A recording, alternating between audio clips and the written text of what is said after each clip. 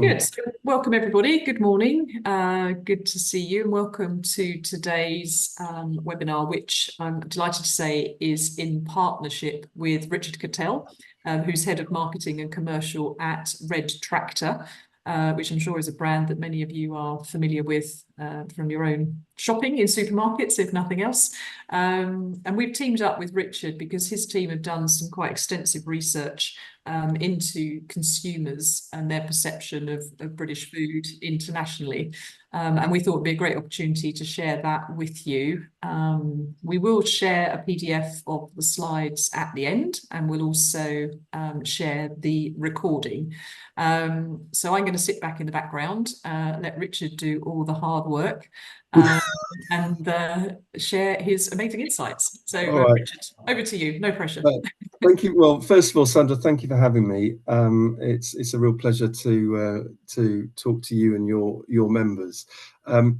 As Sandra said, we at Red Tractor, and I don't know how, I'll talk a little bit about that in a minute, but we're in the process of trying to develop our export strategy at the moment to promote British agriculture in other markets and how we can best support that. And the first sort of thing that I thought we ought to do is just understand what consumers' attitudes towards locally produced food, but also British and, for obvious reasons, Red Tractor food, in order to help inform our strategy moving forward. So research you're going to see, and I'm going to share my screen in a second, is for that. So it's not a Red Tractor sales pitch, but for obvious reasons,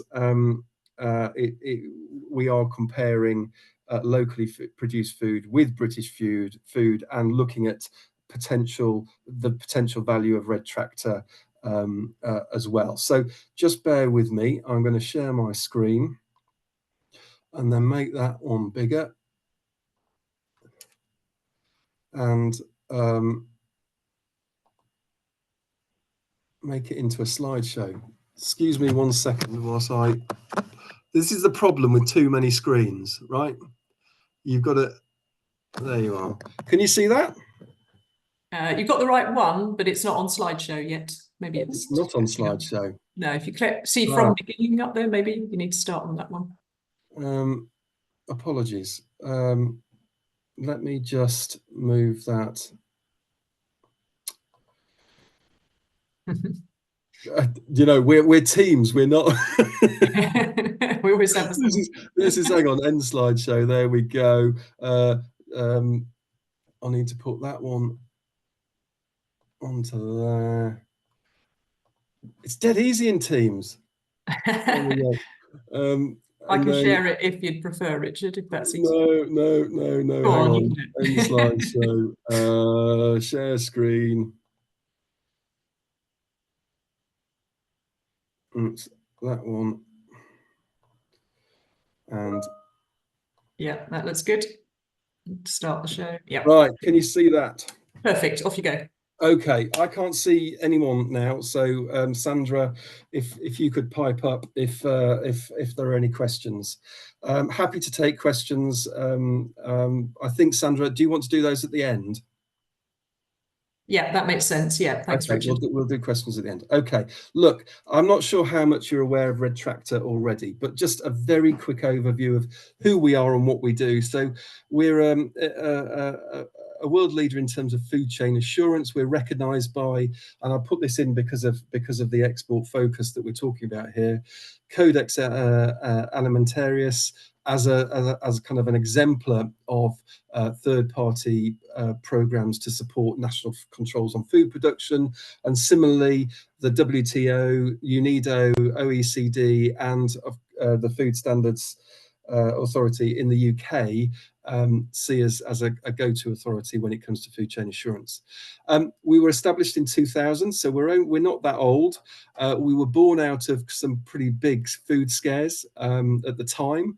You know, our job was to help restore that confidence in British food, and today I think we do underpin the claim that we've got some of the highest production standards in the world. Every retailer and caterer and many of the UK brands and manufacturers utilise Red Tractor as part of their buying specification and due diligence. We've got about 46,000 farmers in the UK that are Red Tractor certified. We account for about 3/4 of UK primary agricultural production. The logo appears on around £17 billion of food and drink product at cost, not at retail. And we are the most recognised and trusted food mark in the UK from a consumer perspective. And all our standards and our certification is underpinned by, or is undertaken rather, by independent certification bodies, and they're accredited to by UCAS to ISO 17065. So that's a very sort of brief update in terms of who we are and what we kind of do. The purpose of today is to go through some international research that we've done, as I said in my introduction, the objective of that was to understand how international consumers view British food sold to them in their local markets, and the potential effect that Red Tractor could have on those perceptions. So our objectives were about understanding what those the key priorities of international consumers were when they were grocery shopping, the level of trust that they have in their locally produced food, but also British and Red Tractor, and what drives that. It was a 500 person survey per market. It was 9 markets, so China, Germany, France, Spain, Japan, India, Mexico, California, and Massachusetts in the US. In terms of the demographics, we tried to get the best kind of representative split that we could, and you've got those details on the screen there. So, in terms of locally produced food, I suppose the first thing I wanted to know was, well, where do people buy their food generally in those international markets? And on the left-hand side, you can see that supermarkets are the kind of core place where consumers buy their food. On the right-hand side, you can see how that varies by individual market.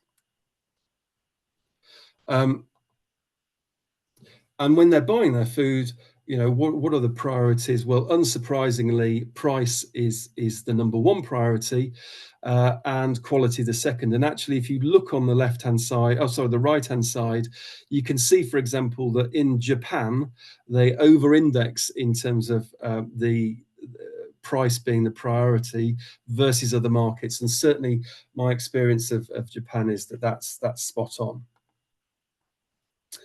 The majority of consumers in local markets trust their locally produced food rather, and you can see that that's at 93%. Now that obviously makes my job and your job a lot more challenging if you're looking to export food from the UK into those markets. Interestingly, though, the reason that they trust their local food is because of their perception of high food quality and their trust in local farmers and its taste and freshness, etc. But interestingly, those that distrust local food is because of food safety, don't know the origin of the product, low standards, etc. So from a British food perspective, that's obviously quite a good opportunity because we operate to some of the highest standards in the world. In terms of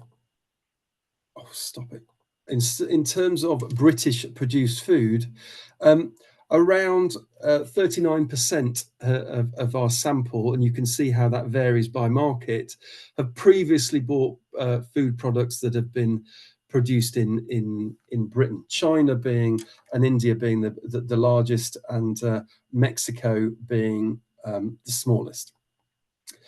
Trust in British food stands at 68%. And again, if you look at consumers in China and India, their trust is highest. I know we've got somebody on the call from Germany today, so trust in Germany for British food stands at 71%, and you can see the other markets there as well.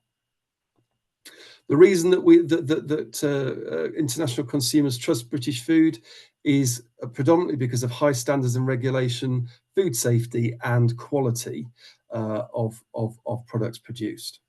And again, if you look at some of the detail, if you look at food safety, for example, India is by far the leader there in terms of trusting British food because of food safety. And around 54% of respondents said that they were likely to consider buying food produced in Britain. And again, it follows a similar trend in terms of where those individual markets sit. So, as I said, the purpose of doing this research was because we wanted to understand the opportunity for Red Tractor to help promote British agriculture in export markets. So we gave a small amount of information to respondents about what Red Tractor does. So the fact that what we cover, that we've got standards that cover the whole of the supply chain from farm to pack, that the Red Tractor logo can only be used on products that have been produced, packed, stored, and transported in the UK. That we assess those farms through qualified assessors, and that not every farm makes the grade. You know, some farms are suspended or even withdrawn from the scheme because they don't meet our requirements. As a result of that information, 79% said that they'd be encouraged to buy British produce if it carried the Red Tractor logo, and significant increases in some of those numbers versus British food on its own. Trust in British food also increased quite significantly by 17 percentage points, in fact, to 85%, because of if the food held the Red Tractor logo. And over half of respondents said that the reason that they trusted it was because of the high standards and regulation, food safety, and our traceability in terms of Red Tractor food. And again, I've just picked out one here in terms of India, again, in terms of reasons to trust Red Tractor because of food safety. And the likelihood to purchase British food also increased quite considerably by 13 percentage points if that product held the Red Tractor logo. So from my perspective, selfish perspective, that's great news for me, because you know we are owned. Red Tractor is owned by the UK food supply chain, so we're owned by the farming unions of England, Scotland, Wales, and Northern Ireland. We are owned by AHDB, so that's the Agricultural and Horticultural Development Board. They're the levy body. The British Retail Consortium, Dairy UK, and the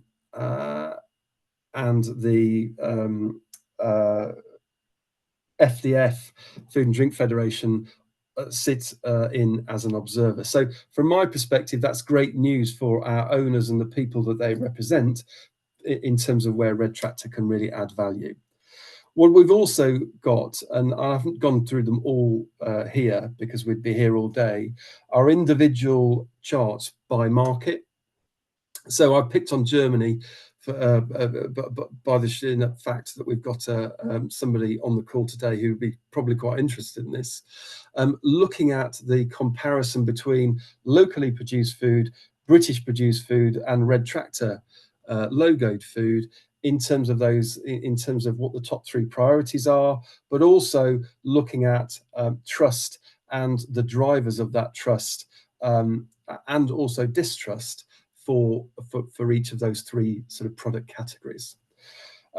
So you can see, for example, that trust of British food increases significantly in Germany by from 71 to 86%, by utilizing the Red Tractor logo. And that's obviously good for me, because I know it helps me target where we should be focusing our attentions in terms of export. And just similarly, in terms of, I've just included China here, just because it's such a big market, and again looked at those different comparisons, and drivers behind it.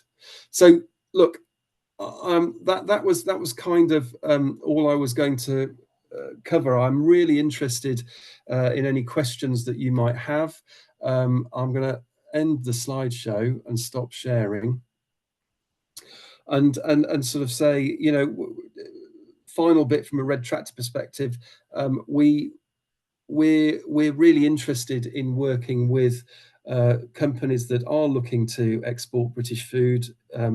We're at the beginning of our journey, really, in terms of Red Tractor looking at being directly involved in that process. Red Tractor is already used by a lot of meat processors, for example, to demonstrate their credentials in export markets. For example, China, and our export of pork to China is underpinned by Red Tractor. But we haven't really got involved in that process. More than happy to take questions now, and if anybody wants to contact me offline in terms of that, then please feel free. Back to you, Sandra. Great, thank you, Richard. No, that was a really useful summary of what you've done. And I know there's an awful lot more data, and perhaps we can just chat through how we share that as part of the PDF on the bits that you're happy to share, so people can see some of the other markets as well. But I think it's really interesting how the percentage goes up when there is some sort of quality mark. Assurance mark, yes. Yeah, I mean, I've been out in France, and it just astounds me. You go into the supermarket, I don't think I've brought one thing that doesn't have a French flag on it and a local producer, or they're so proud of their food and drink. Whereas, we sometimes feel that, we sort of hide a little bit in the background when, as you rightly said, we've got all the best standards in terms of sustainability and traceability and all these high quality attributes that British Food and Drink has. And it's it's something that the Food and Drink Export Council were looking at in its very short tenure, and just really got going and has been put on ice. But I think there was a recognition that the values of UK food and drink, particularly as we open up new markets where people perhaps don't trust their local food perhaps as much. I know that was certainly the case in China, and I'm sure will be the case in other markets. And it'd be good to see that we can get some initiative and energy behind that to really push it. So it'd be interesting to see how you develop the export priorities of Red Tractor on the back of that. Yeah, I mean, one of the markets that we're looking at, for example, is California, because, again, I'm going to talk quite selfishly here. California have introduced new legislation in terms of animal welfare, in terms of pigs and chickens, and a lot of locally produced pork and chicken doesn't meet those new standards. They're called Proposition 12, which is a real opportunity for UK producers, because Red Tractor meets those Proposition 12 requirements. So a UK-based pig producer has access to that market that even some American processors don't. So there are opportunities there, but as I say, we're right at the beginning of our journey. The next step for us is to knock on a few retailer doors in some local markets, just to understand how an assurance mark like Red Tractor can, influence their buying decisions. I think the reason that we are, if I look at other, so for example, a Sainsbury's or a Tesco will be constantly being approached by the likes of Bord Beer and by the New Zealand lamb people, etc. It's not something that I think we do a lot of in the UK, in terms of going direct to, certainly from an assurance scheme perspective, in terms of going to those retailers and doing the same sort of job. And I think that's where we can add the most value personally, in terms of supporting British agriculture and British food manufacturers. Yeah, very good. Well, let's hope our new government is in line with that thinking as well. I know they're saying all the right things around helping SMEs, supporting export, managing growth through export. So yeah, let's see if we can keep that energy up. I think now's probably a good time to bring in Mark. I think you're there, Mark. Yeah, Mark Heron, who's joining us from Klaatu, who is FDA's in-market expert member for three European markets, Germany, Austria, and Switzerland. And we thought it might be a good opportunity just for Mark to share some insights on, perceptions of British food in the German market and their interactions with retailers and buying. So, Mark, if I can pass the mic to you, perhaps sort of give us a little bit of insight. Hi all. You caught me a little on the hop because my partner in Germany was going to be on the call, but he's actually with a client at the moment. I just texted with him. So I'm just what I wanted to talk about just briefly are really what the key trends are in terms of consumer preferences in what we call DAX region with Germany, Austria, Switzerland, and how they influence the opportunities for exporters. One of the interesting things that came out of that survey was that price is always the first priority for consumers. And it's quite interesting because in Germany, actually, there's a very large segment. Germany has a very large, what we would call middle class in terms of sort of demographics. And actually, they tend to put quality before price in their day-to-day purchases. And I think one of the reasons for that is because the German market is very much a discounted market. Food prices are relatively low compared, say, with the UK. So I think what that reflects is, quite an affluent set of consumers in a relatively low price market actually tend to put quality first, which is interesting. But the overall, obviously, was shown in the presentation there is that it's much more, everywhere it's more price driven. And that's obviously been a factor in the last couple of years because of inflation, no question. So just talking about the DAX region and the key consumer trends, and these don't differ massively from the UK, but they're very similar across Germany, Austria, and Switzerland. So the consumer behaviour is very similar. And the first one is that obviously there's high awareness of environmental issues. Yeah. And that reflects in sales of organic foods and drinks and sustainable products from sustainable companies and products that are in themselves inherently sustainable. That is probably the most significant retail trend in the DAX region at the moment. The second one is health consciousness, so a desire to consume healthier foods and drinks, and obviously that's reflected in significantly increased sales of no sugar, salt, and alcohol products. It's really interesting because I lived in Germany for 10 years. And the Germans drank a lot of beer. I mean, we think we drink a lot of beer in the UK. God, they drink a lot of beer, I tell you. Everybody's garage has like 50 crates of beer in it. And what I was shocked to find recently is that low alcohol or no alcohol beers are massively increasing in Germany. So they've obviously got a beer habit, but they're now letting their health consciousness sort of take over in that respect. And I mean, even when I was there 10 years ago, they were selling zero, what they call 0,0, i.e. 0.0 alcohol beers. So the consciousness of health and no and low products is definitely a significant trend. Excuse me. Like everywhere else, they've got pressure on household incomes due to inflation.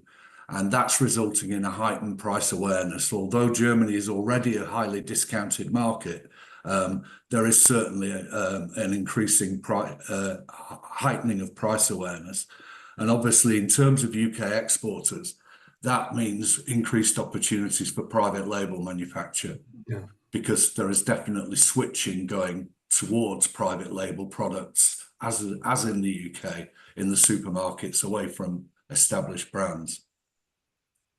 The fourth trend is also related, and that is that not only are they searching for price opportunities, but also they're very conscious of promotional opportunities.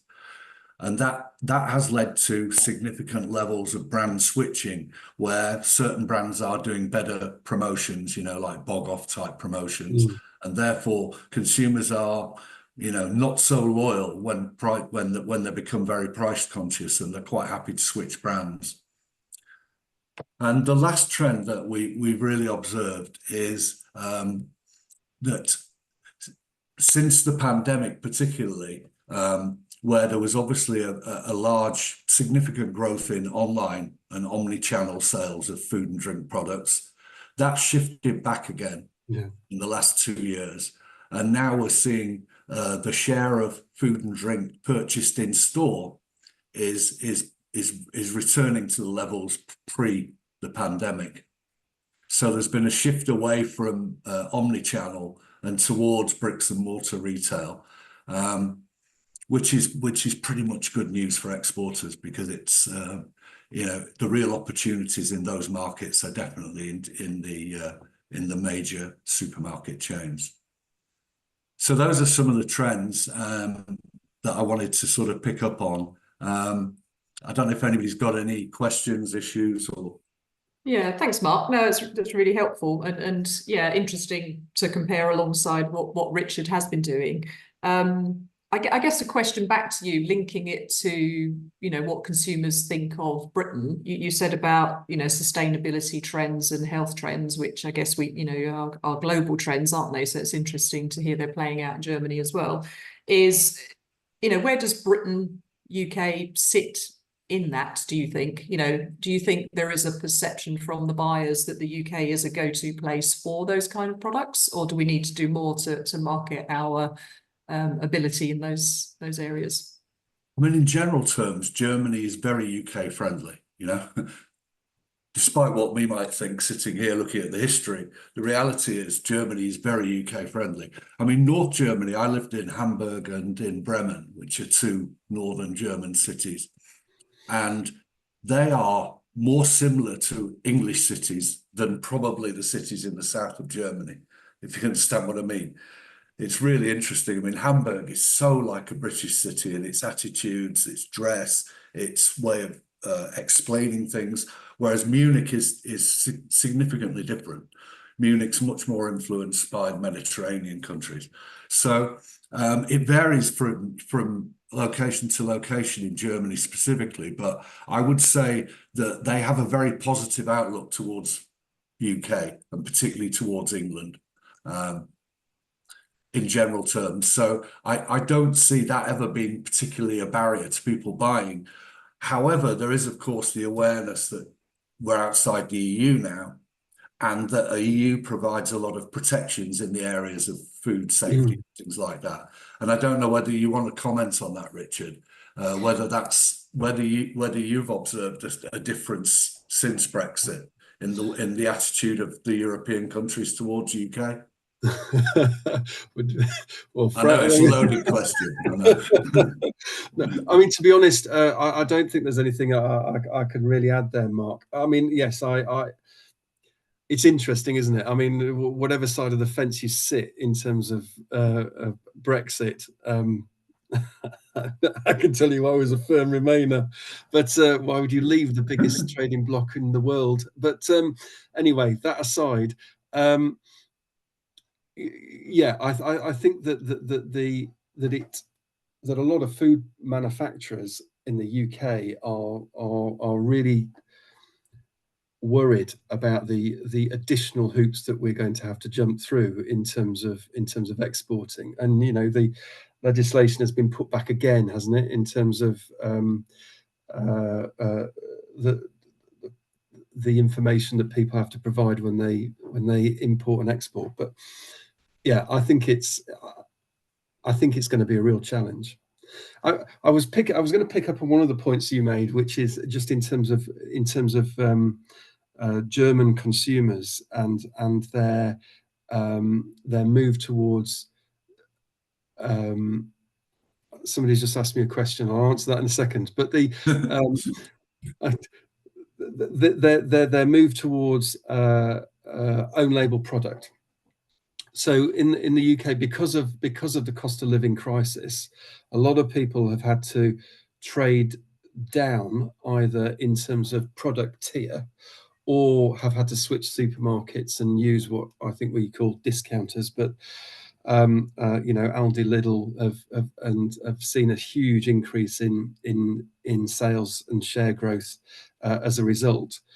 But the consumer is still of a view that if I'm trading down in tier or trading supermarkets, I'm also compromising the standards to which that food has been produced to, i.e., it's lower standards. And again, selfishly, from a Red Tractor perspective, we can say to the, we're a good assurance, and that's why Lidl and Tesco and whoever use Red Tractor, is because it is an assurance to the consumer that they're not trading down in standards just because they're buying a lower tier product. Yeah. My perception is, and this is my own opinion, this is not underwritten with any analysis.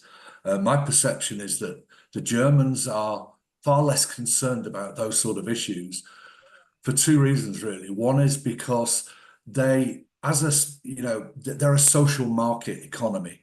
They believe that the governments are acting in the interests of the public in general terms. There's a high level of trust.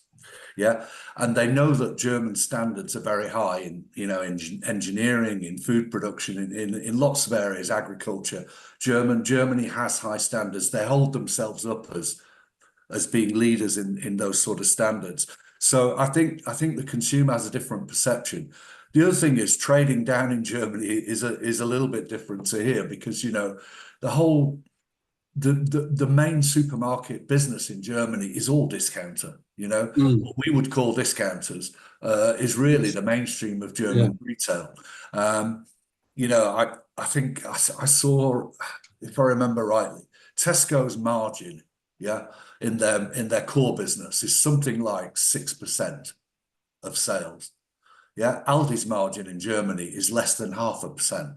That's the difference, That's the world. And that's why when you go in our supermarkets, they look fantastic, and they look beautiful. And then you go into German supermarkets and they look a little bit downbeat. Well, that's because they're not spending money on that, because they're trying to give the consumers the best price. And that's why Germany has a low cost economy in terms of food. The average German earns more than the average Brit, but spends less on food. So I think it's a combination of those two things. But I don't have a perception that there's less trust in British things, than food from anywhere else in Europe. In fact, probably more trust in certainly North Germany. But I'm still not sure about what difference Brexit has made in that respect. I mean, that leads nicely to the question that was asked, I think, which is a sort of post-Brexit. Do you feel other assurance standards will become more important to underpin the reputation of UK products across the EU in the eyes of the consumer? I don't know, Richard, if anything comes out of your research that sort of specifically relates to Brexit itself, but what's your view on the standards? Well, I couldn't comment in terms of whether Brexit has changed that or not, because I don't think we've got enough information to sort of verify that one way or the other. I mean, it's interesting. I mean, I've talked to a number of meat processors in the UK, and I think they all. It's interesting. I think that some of them will tell you that that actually, because of the high legislation that exists in the UK, that's enough for some markets in terms of a reassurance that products have been produce to a particular standard. But then other processors, and I think in other markets, will tell you that they actually absolutely require some kind of assurance, additional assurance standards to demonstrate that. And I think that I have to say, I think somebody mentioned sustainability earlier. I think it was. I think that will become more and more of a driver, not necessarily with consumers, but with buyers. Because I think that as in the UK, you could ask anybody in the UK, oh, how important do you think sustainability is? Oh, it's very important. But actually, when it comes to buying behaviour, I'm not sure how much it's really changed. But it doesn't stop government introducing large amounts of legislation in terms of sustainability criteria and etc. So I think I'm not sure who drives that, the consumer or government, but I think that sustainability is something that that will become more and more important and will possibly be delivered by assurance schemes as opposed to necessarily UK government or central.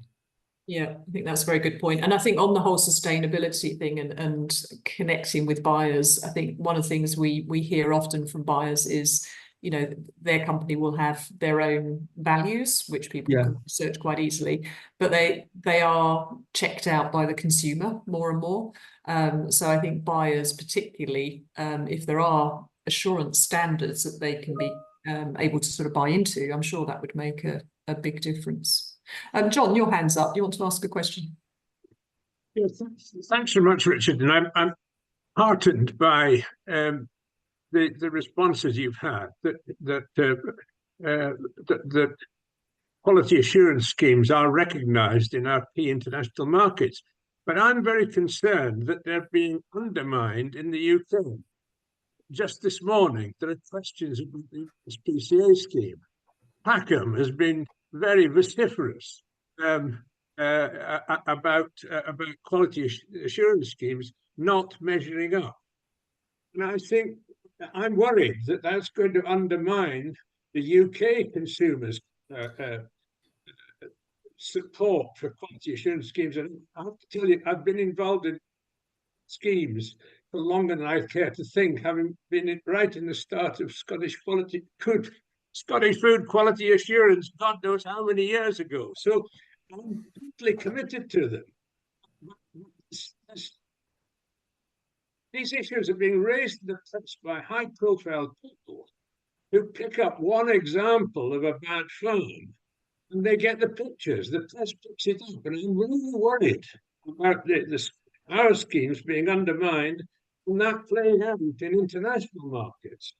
Well, John, I think you're spot on, right? Because I think there's one major difference in terms of the UK versus at least some international markets, and that is the level of activism in those markets. So I would say that the UK has probably one of the largest concentrations of different activist groups, for want of a better phrase, than any other market. I'll tell you what, if you go to New Zealand, they don't get a lot of time. They don't see any activism, or very little.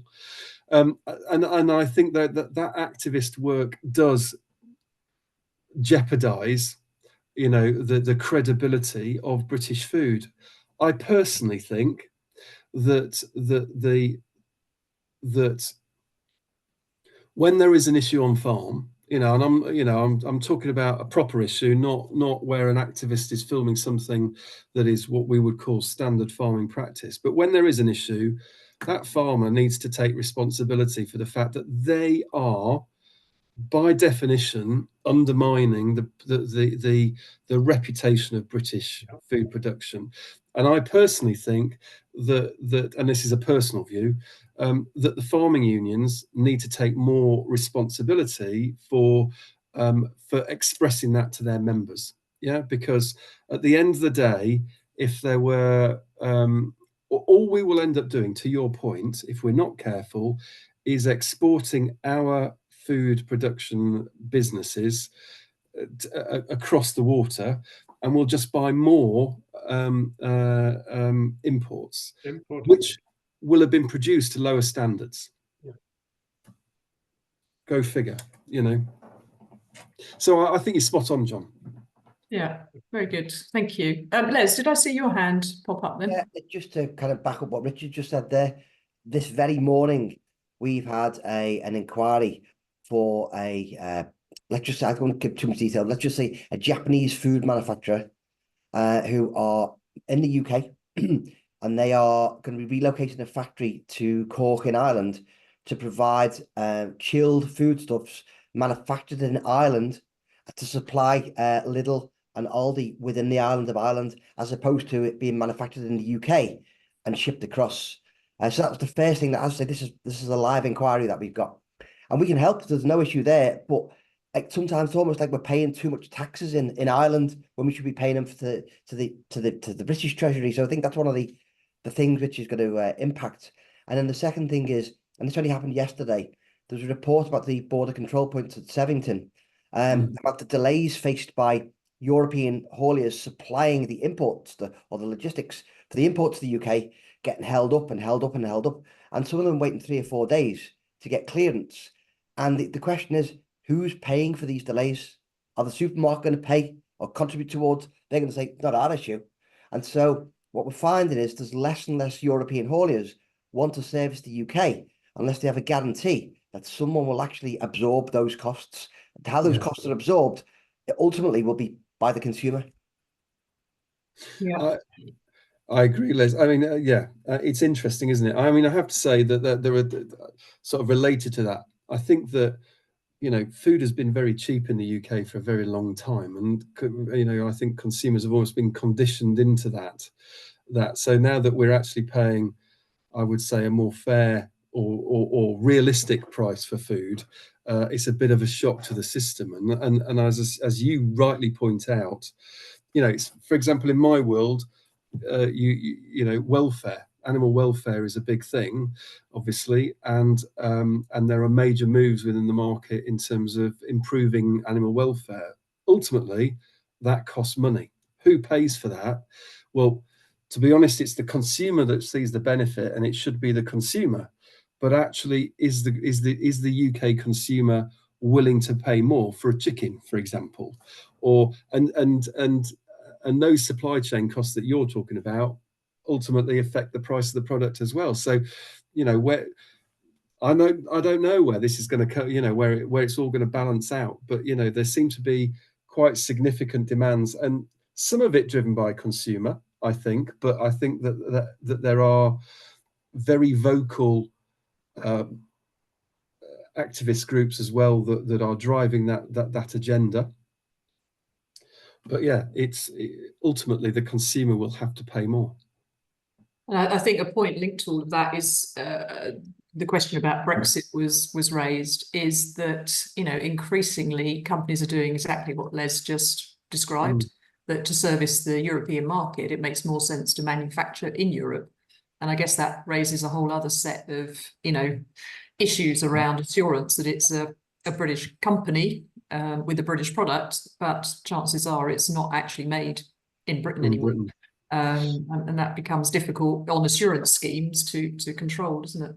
Well, yeah, yes. I mean, from you know, we are whole chain, which means that it's that entire process. We don't necessarily have our own standards, but we require third-party standards. So, for example, we don't go into the same level of food safety and hygiene as BRC Global Standards do, because BRC Global Standards do it, and therefore we require BRC or similar in terms of a processor to etc. I'm just using that as an example.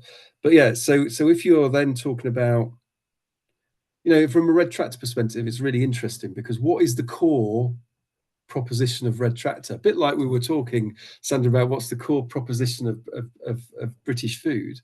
Is it that it's been entirely produced in the UK, or is it about the checks and balances and safety and you know, standards that we expect? And that's a really difficult one for me in the context of what you just talked about, because if more and more production is exported to, it happens in other countries, because quite frankly it is expensive to manufacture in the UK.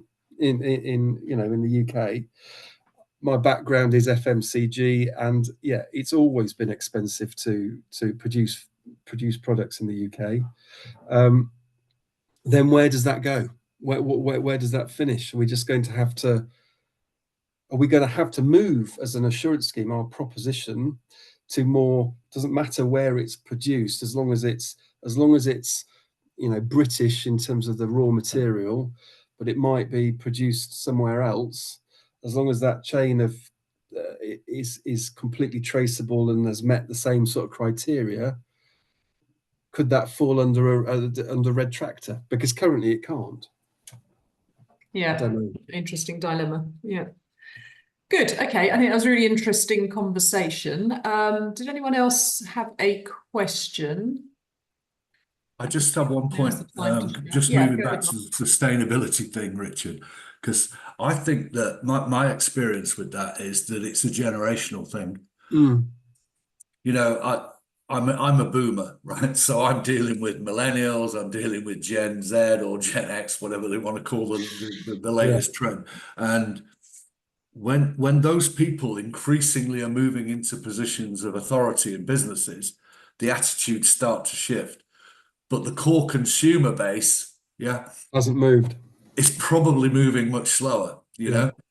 So it's people like myself and other boomers who are the ones who are picking up grocery bills most of the time. So I think there's we're at a crossover point, if you know what I mean. I think that'll change in the next 5 years. And by definition, and again, who pays for that sustainability? So there's a big, within agriculture, that's a live issue. You want me to do all this extra stuff, who's going to pay for it? So there needs to be a move in the market, and the market should, well, ultimately the consumer should pay, but there's that whole debate within that supply chain in terms of who's going to pick up the bill and who benefits, because the farmer currently is saying, I'm not giving away my sustainability value for nothing. Especially if I've got to invest in order to achieve those goals. And I'm sure it's the same in many industries in terms of extra cost, who picks up the bill. Good. Right, I think we will draw this to a close now. So I've got a tickle in my throat, it's not good timing. Thank you very much to both Richard and Mark. Excuse me 1 second while I have.